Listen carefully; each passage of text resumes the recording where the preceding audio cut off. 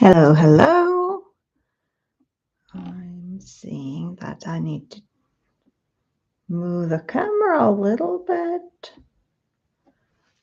Okay, that's better. So, hi. Hopefully you can see and hear me okay. Let me try to add the link to the chat for the blog post where you can see all the materials listed. It's also, at least should be on the description box, but let's see. This is my second time keeping the live, so hopefully it will be okay. Let's move the camera still a little bit. Yeah, I guess that's better. So hello, hello. Hopefully everything is okay and you can see and hear me. And there's still a couple of minutes before we actually start. So we are doing this mixed media Valentine's Day style card this time. And I'm using some stamping and some paints and doing a marbling kind of effect using embossing powders. So different techniques this time. But still a couple of more minutes, so if you want to grab a cup of tea or coffee or something else, you still have time. A couple of sips from my tea mug as well. Like so. Oh, I think I need one more thing, so luckily I still have time to grab it.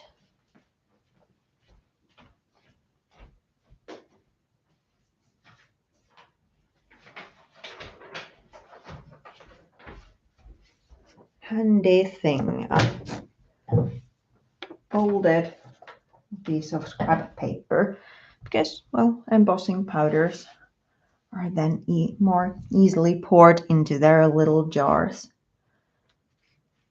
So, still a couple of minutes. Hopefully everything is okay. I'm hoping. At least I can see myself on the screen, so that's okay. I maybe try to see myself from the mobile as well, so if everything runs smoothly.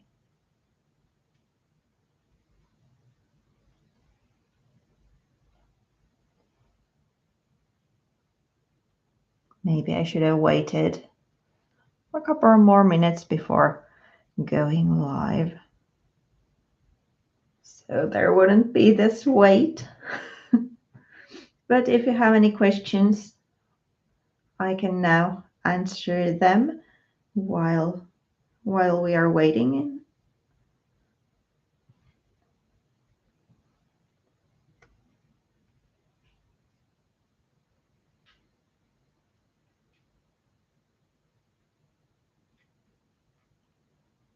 Okie dokie. I can see myself from my mobile as well, so hopefully everything is okay.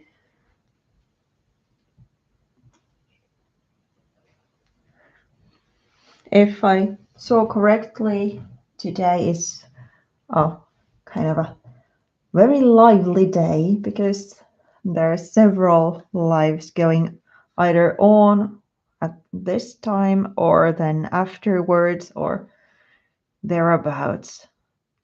But it's also time for new releases, so no wonder there's a lot of lives going on.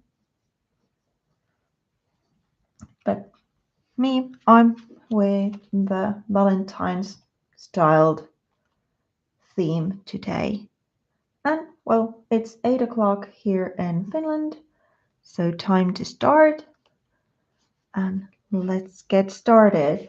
I actually did some prep work because I used sewing machine to stitch the envelope to my base.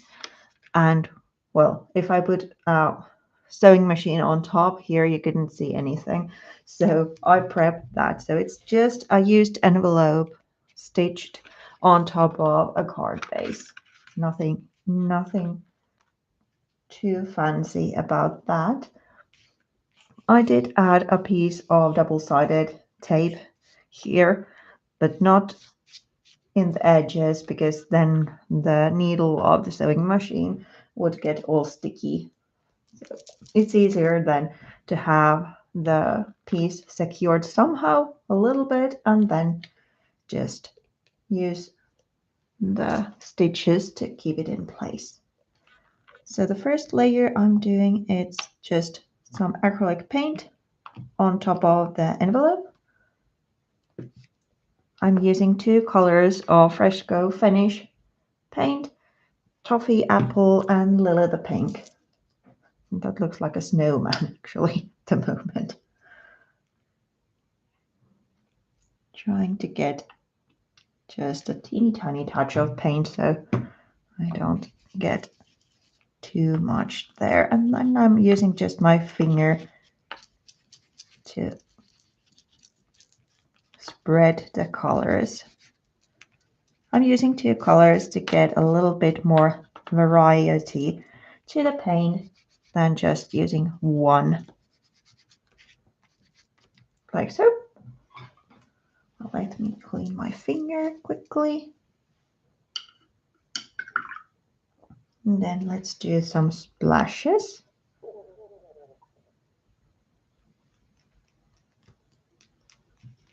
For that, I'm using the same 2 colors. A more like a red, darker red, and then this pink one.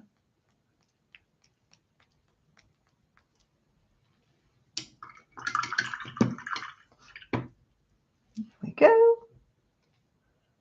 And then the other one.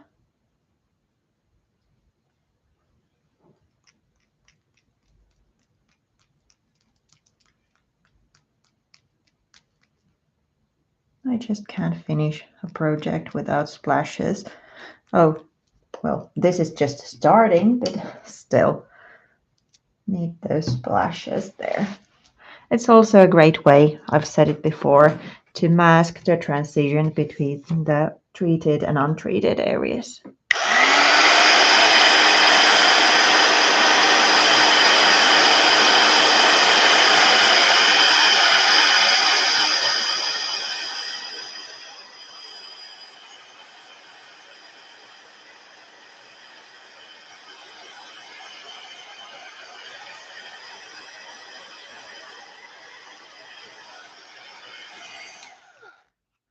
Quick dry for the dry.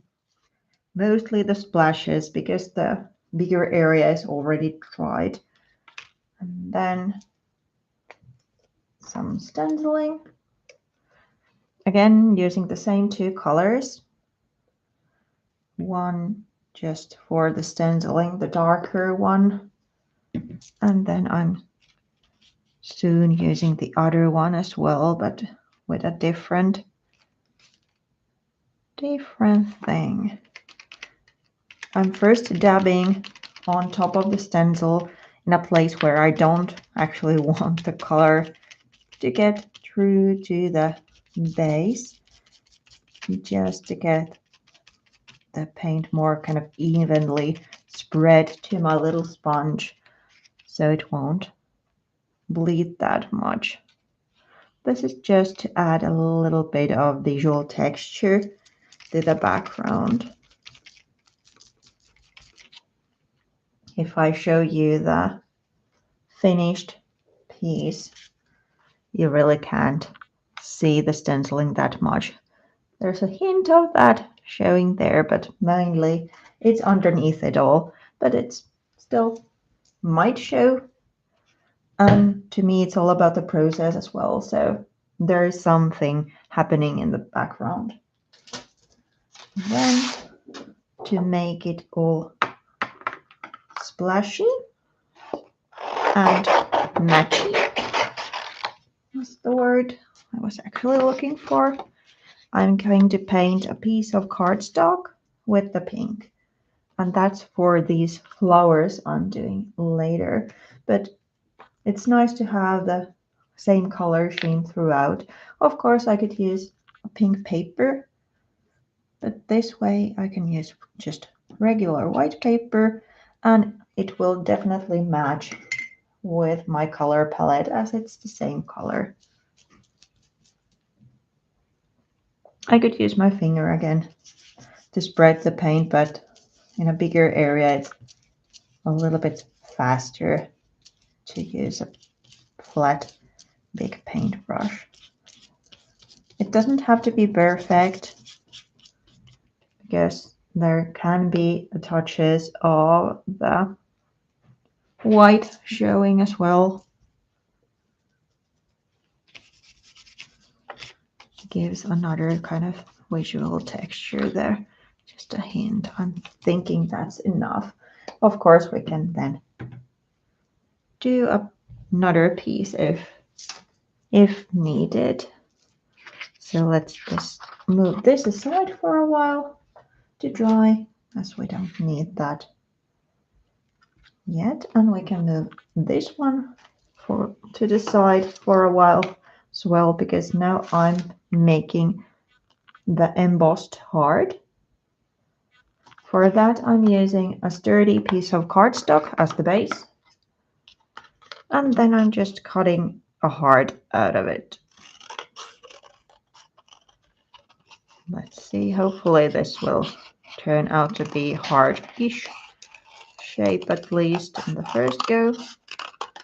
Now it looks more like a strawberry, I know. Then maybe there. It doesn't have to be kind of equal, the little bulbs there. In a way, I think it gives more of a character if it's a little bit whimsical shape. So let's go with that. And then I'm covering it with VersaMark ink, because I'm using embossing powders and trying to get this kind of marbling effect. So let's get it all juicy. There we go. Sorry. And then this first layer is just kind of building a base for the whole thing, because I'm going to add the powders a couple of times because I need a thicker layer so they really start moving when I'm then heating the powder. I'm mixing a couple of different reds and blues in this one and also using white. If you don't want to contaminate your powders, you can then just use another little jar to dip the extra there when you're doing this. Or if you're not that heavy-handed when you're sprinkling them, of course you can put them to their own little jars as well. Or if you're like me, you're not that picky about the color, then you just put it in there. Now I have 3 different shades of red here, so I'm not putting this back to any particular jar. Maybe I'll just use one of the lids because I can then use this powder for the other, come on, other layer. Let's put it there. Let me try to clean the red powders away for the most of it. Now I'm adding white powder. Trying to go for just a teeny tiny layer first, because while I don't can be bothered with the red powders, the white one, if there's too many red flecks inside it, well, it's not white anymore, so it's then handier to have just white. Now this is not looking much, but this is the first layer. Let me just come here, melt this one first and then build another one.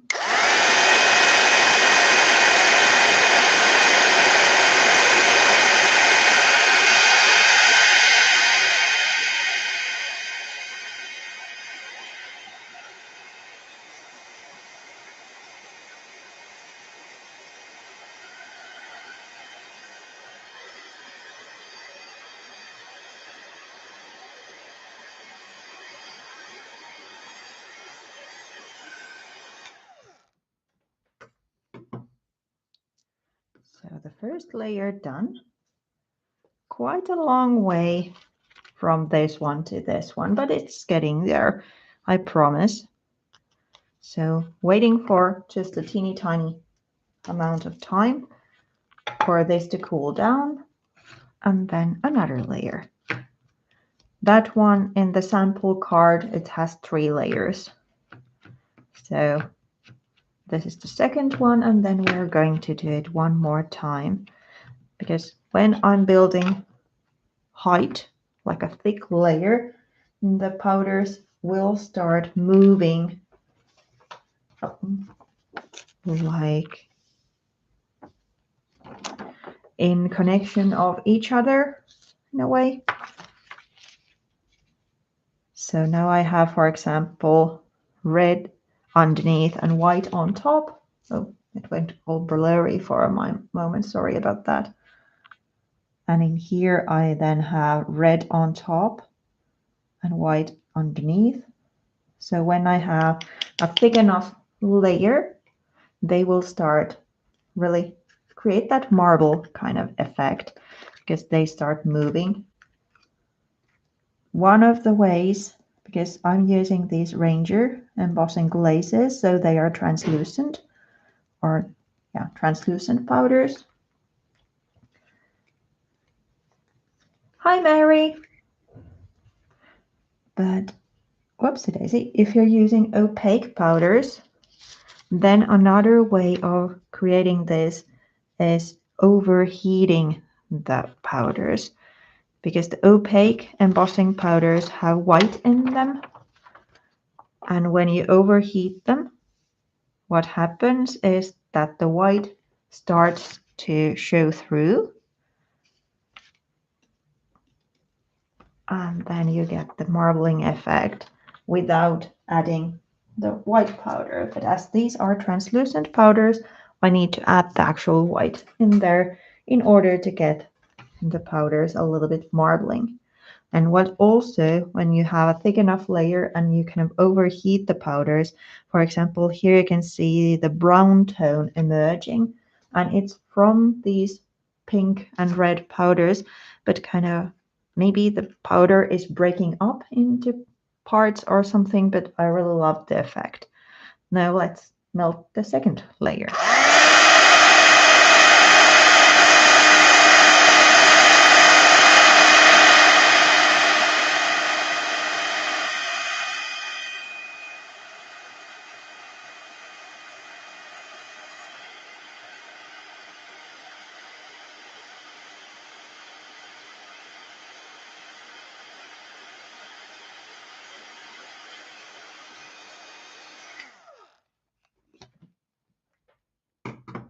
A little bit of movement when you kind of overheat it in places, but still we need a little bit thicker layer to really get the colorants moving. Yeah, it's cooled enough for another layer. Oh, thank you so much, Mary. That's so sweet of you. The glazes, I would say the biggest difference is that they are all translucent. Whereas embossing powders, sometimes the jars say that if they're opaque or if they're translucent, but in this case, the glazes kind of, well, the name says it, so they are translucent. So they're not opaque. Sometimes that's a good thing, and sometimes I would like to have like a more of opaque powder, but then there's a ways to kind of go around it. So now the third layer, again, I'm mixing. Hi, Tiffany. Yeah, I know Tim's is live at the moment, so that's a bit poor timing for me this time, but well, of course, there's the recording. It seems I can't sprinkle and talk at the same time. Whoops. Okay, now that we have a huge amount of red there, maybe I can try to get it. So there's some of that powder still missing from there. I'll just put it in the middle and then move it across that edge. And then let's add some of this coral tone here. And then maybe the darker red still there. Let's see if that would cover the whole thing again.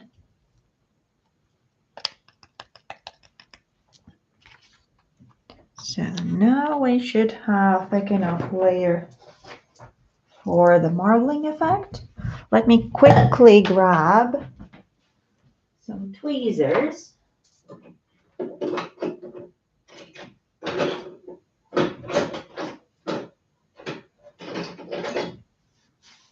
Sorry about that, they were harder to find than I thought. So I won't then burn my fingers.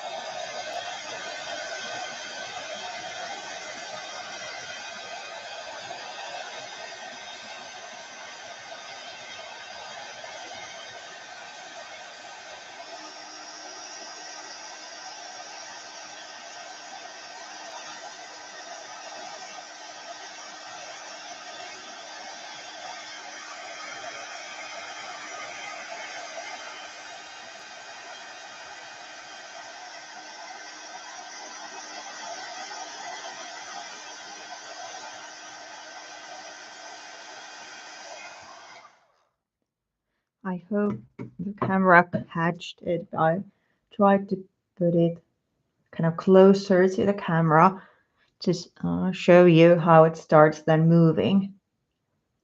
So when you have a thick enough layer, you can then just kind of let the airflow move the powder. Now it's a little bit hot still, and now there's some extra texture there, so let me just hide that by melting it like so.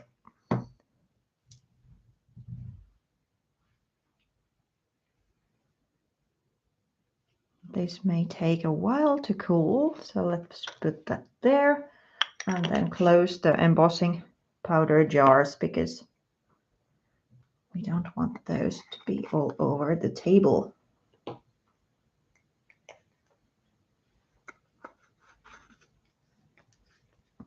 That one just more. I was using 3 different reds, but of course you can do it with just 2 reds or even 1 red and white. There's naturally more kind of marbling happening and different colors appearing the more colors you have, but that doesn't mean you have to have like 15 different different colors for this to work. And the other option, if you don't have the glazes, is, like I said, to use an opaque powder, because then when you overheat it, the white starts to come through and you can create that lovely effect. With this thick layer, could you embed strings and beads? I would say yes, even though these are regular grain-sized embossing powders. So the ultra thick would be even handier. But because this is, let's say, a millimeter thick, maybe that's overstating the thickness, but still there is enough medium, let's say, for really delicate embellishments, depending, of course, on the bead size. If it's a teeny tiny glass bead, I would think it will work. Maybe a couple of more layers if you're using the regular grain size, but sequins, maybe those could work. And of course, depending how much wear and tear it will need. If it's just an embellishment on a journal, probably that's not going to have this kind of rubbing effect that much. But try. Oh, and then one thing, use cotton thread. Because if you put polyester thread and then think about adding another layer, the heat tool might start to melt the thread, and then you kind of lose the fluffy feel of the thread. Okay, well, now that we have done that, then we stamp the flowers. Let me move this again here. So these ones. And let me get this one away. Probably you don't see anything, but I just moved the embossing powder, the rest of the embossing powder away because I was fearing that I might tip that over. So, this stamp set, Botanic Collage. I was thinking of using flowers, and I, tried 2 different things. One was from PaperArtsy and the other one was this, but the PaperArtsy flowers I had were too big for this design. So that's why I chose then the Stampers Anonymous stamp set. I'm inking the stamp with 2 red inks. Again, mimicking kind of the color schemes I have in the background. So kind of going with the same idea. But again, you could use just one. It's more is more. It's kind of my my idea. But on the other hand, I have quite a lot of things, so I tend to use them. But if you don't have like 2 different tones of red ink, of course you can go with just one. Or even if you don't have red ink at all, a gray one or a black one will go as well. It will show that, let's say, the details of flowers maybe even better than this one. I just wanted to use something else than black, because black archival ink is usually my go-to. Do you need to use archival ink? Well, there's options, of course. I just tend to use archival, but if you are doing it the way I do here, So there's acrylic paint underneath and you're stamping on top. Then you need ink that is suitable for non-porous surface. So Archival is suitable for that, but there are other options. If you use distress ink, for example, or other water-based inks, then remember that it's a non-porous surface, so they might not work and they might smudge. And even with Archival, as it is a non-porous surface, I need to heat set it. But if you use just regular pink paper, let's say, then you have all the options because paper is porous, and then you can use different inks for that.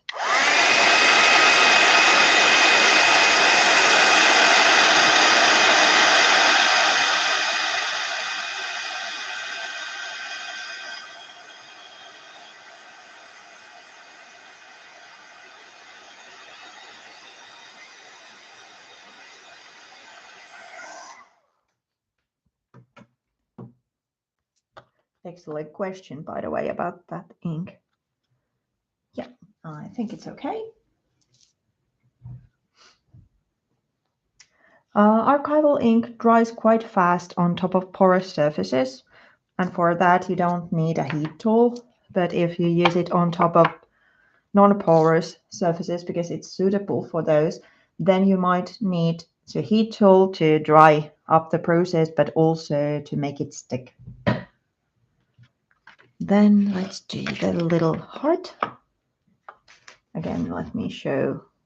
I'm trying to put maybe it could be there. Oh, the ink pad itself. Oh, sorry. No, but it's a climate thing, I'm sure, because here in Finland, for example, gel medium in a project takes forever to dry. And I've once been to US in Creativation when it was in Arizona. Sorry if I now babble something completely where it has never been Phoenix.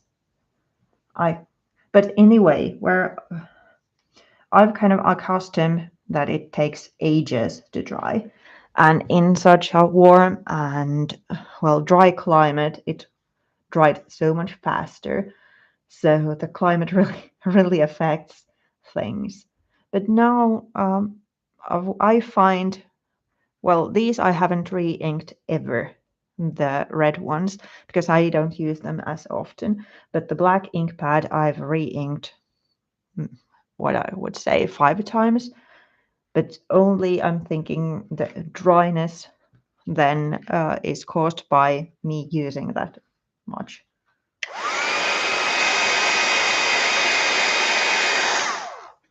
I wouldn't need to heat set, but I was afraid that they might be still a little bit wet and I'll ruin the image totally. So yeah, forgot to say what I used there, scorched timber for the little hearts, and I'm going to use it to the card in other elements also, so it's not just these teeny tiny ones. And then we stamp the flowers. Now we need to cut a bunch of elements, but let's stamp in the background at this stage, so I won't forget to do it. And then it can then dry for a while as well.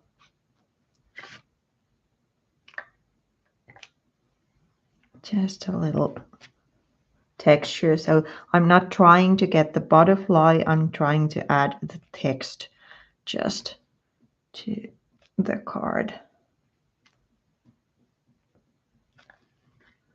Like so. And then that can dry for a while because I need to cut these. And I previously cut the scissors, but I've then layered everything on top. So the scissors are from 12 by 12 sheet. It's an A.B.Studio paper, an extra one in the collection pack, but of course you can use any. There's stamps of scissors as well. I just found those in my stash and thought to use them. I probably said this one before, but when you're fussy cutting, and I always use scissors, I'm terrible with craft knife. So the scissors stay kind of put, and the image is then going round and round. Easier that way. Here we go. And this one. I'm now cutting the leaves, but in the end I may then trim them off depending on where I put the flowers. In the sample card there's 3 flowers, but I'm now stamped 5, so I have kind of options or then leftovers to other projects.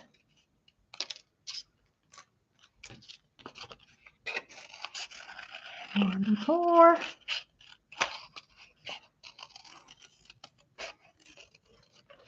Maybe I'll just cut the 3 for now, so you don't get too bored watching me just cut. That's why I did the scissors beforehand, so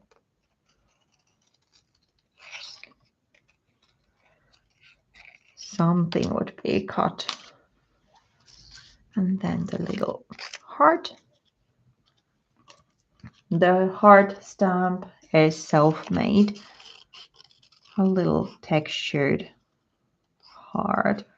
I was going for kind of a grungy, a little bit maybe wood grain looking heart, as I had done the whole composition and I feared that felt that something was missing, so I then added the little heart there.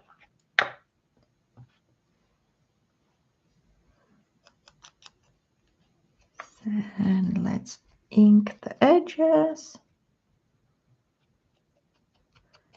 My previous go-to ink, especially when inking around the edges, was Vintage Photo, but now the Scorched Timber is a pretty good contestant. Even though I'm kind of convinced that I will go back to the Vintage Photo because it's more like a tea-toned version, and as I'm a tea addict, so probably will go back. But nowadays it seems that I tend to grab the Scorched Timber more often.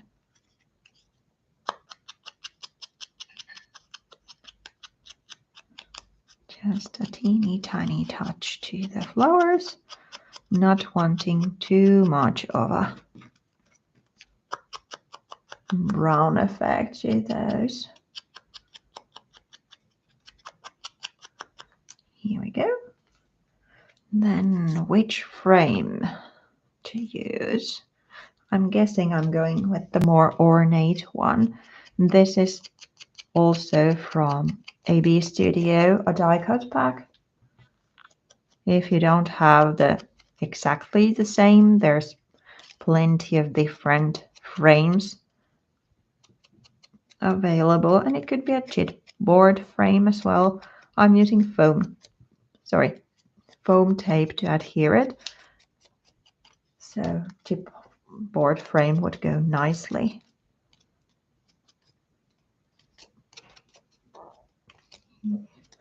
Also inking the inside, not just the outside.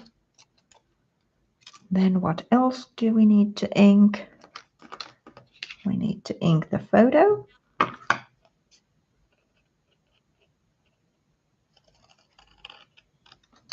relatively straight.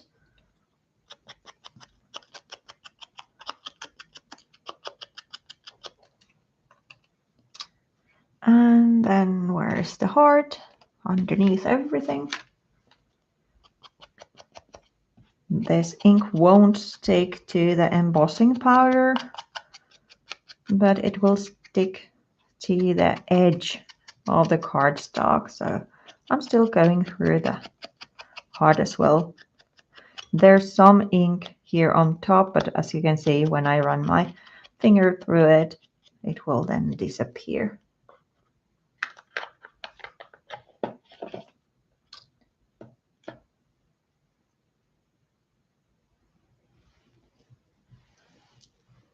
Yeah, that's true, Tiffany. This has, well, it's a softer tone than black, but darker tone than vintage photo, which I usually use.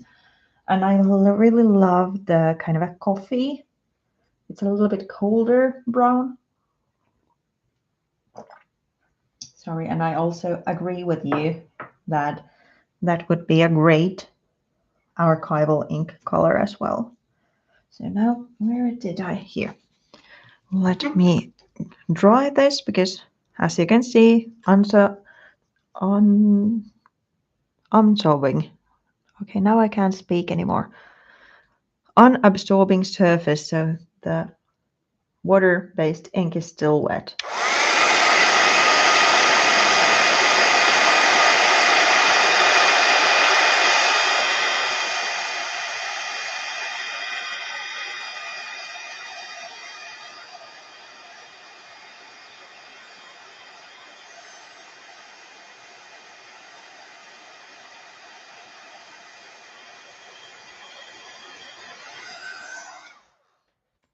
Like so.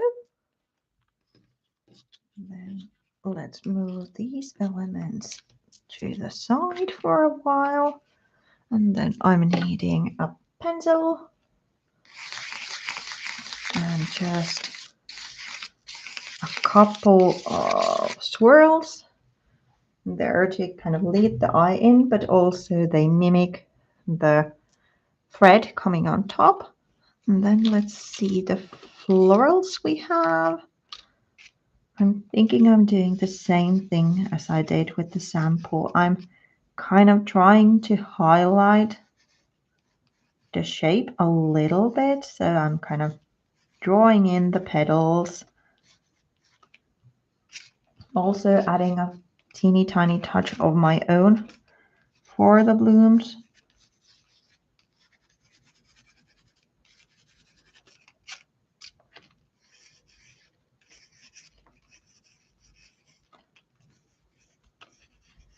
Kind of giving them a little outline. It's not much, but just a teeny tiny detail. Then the first thing to add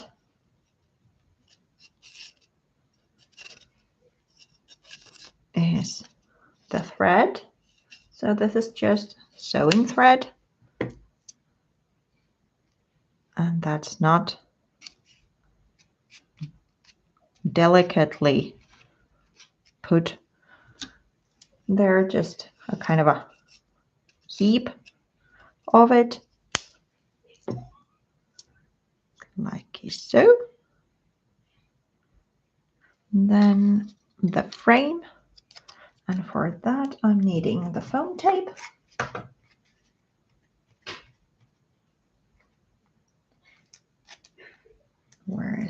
There's the beginning. Totally new roll of foam tape. I was filming some videos earlier today for March and run out of the tape because I tend to use it quite a lot. An easy way to build some dimension. And then another piece there. And then let's see if I need to add some glue here as well, because there's that thread underneath, so it might then need additional adhesive. But let's see, let's try first without.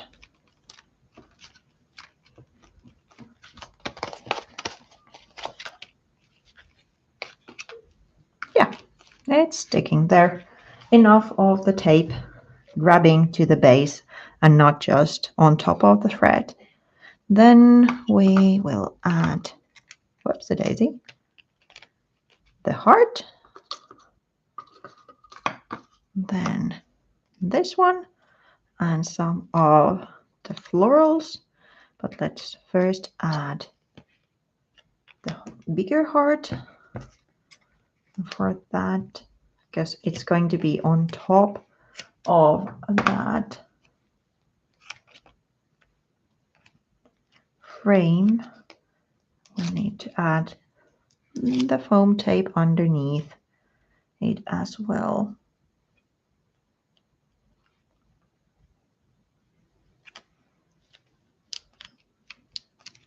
Like so. Then this one, but maybe I'll add the paper clips in place at this stage, because if I don't, then there might be trouble trying to get them a little bit later on if I have the foam tape in the wrong place. So this one then kind of secures. So even if I put foam tape to the center, the paper clips are already underneath and they will stick.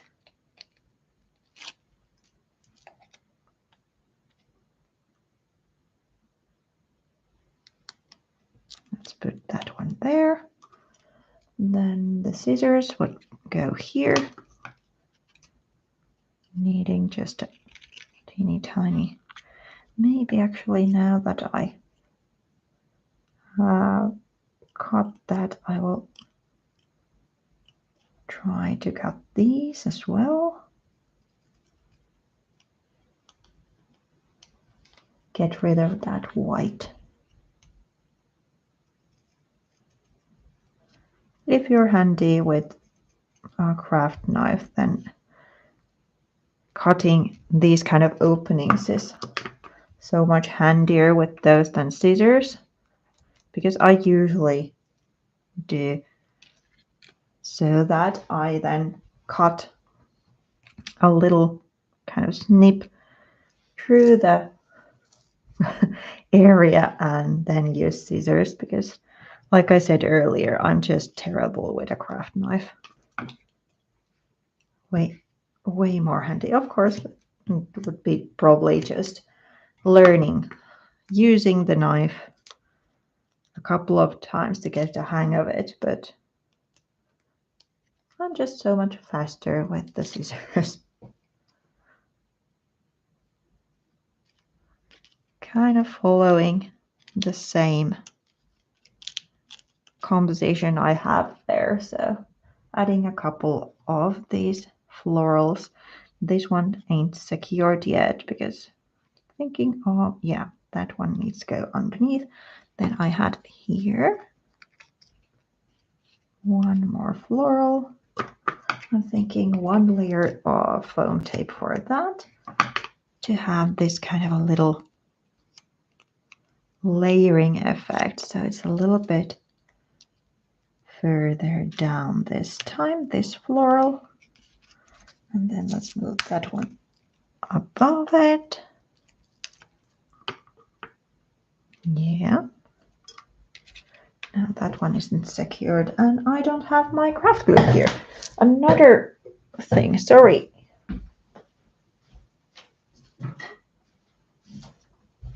I read what I needed and still didn't bring it to the table. Silly me. Luckily, it's not far away. Here we go. Come on.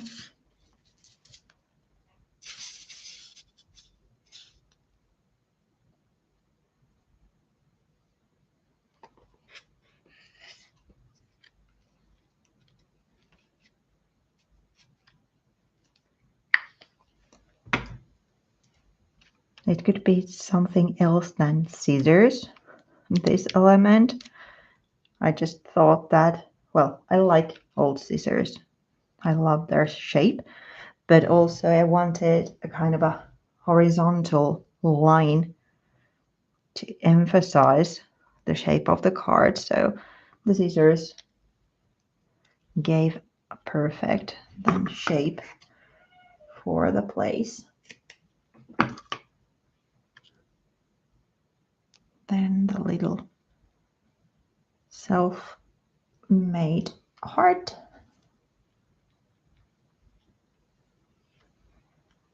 And then it's almost done. Just a couple of more details.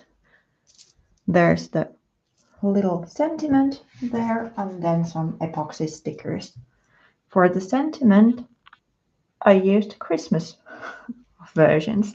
I find these sticker books really handy because, of course, there's like Christmas night or something, Dear Santa Claus, that are, of course, obviously Christmas related, but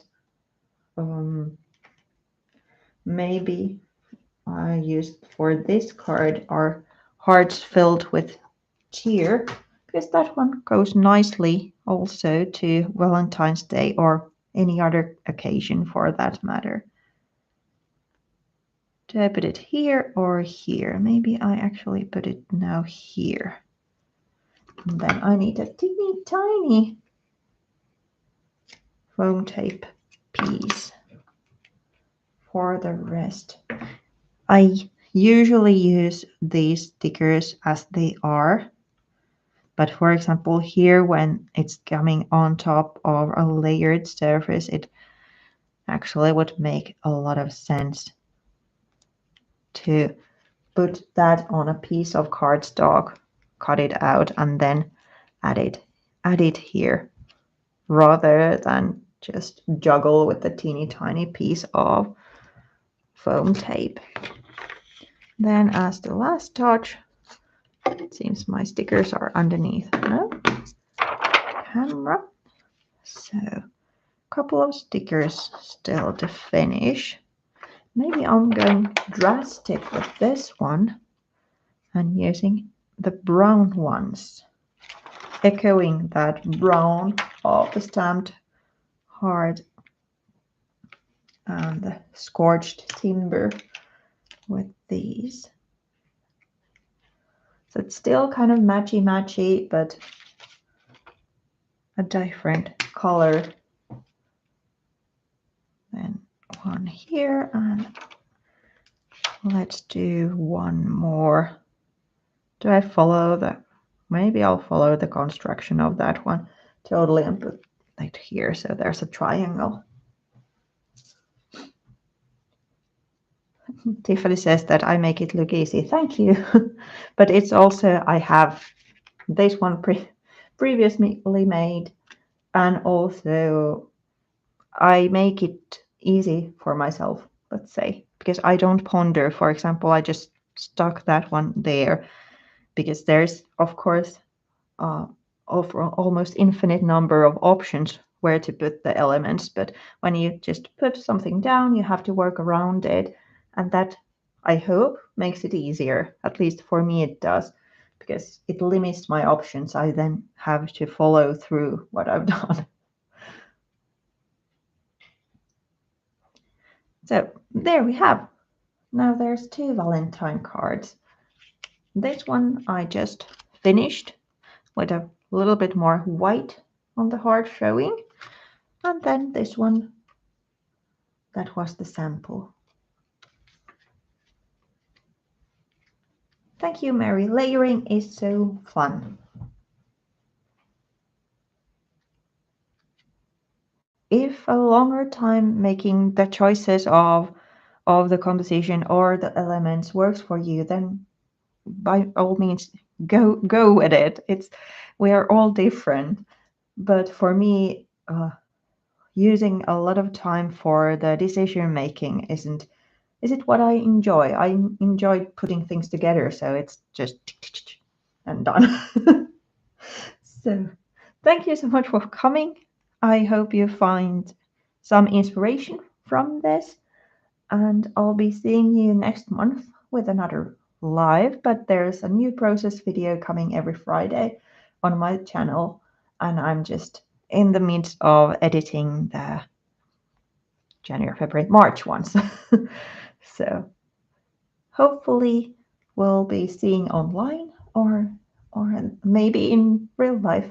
And thank you so much for coming, and see you. Have a great weekend. Bye.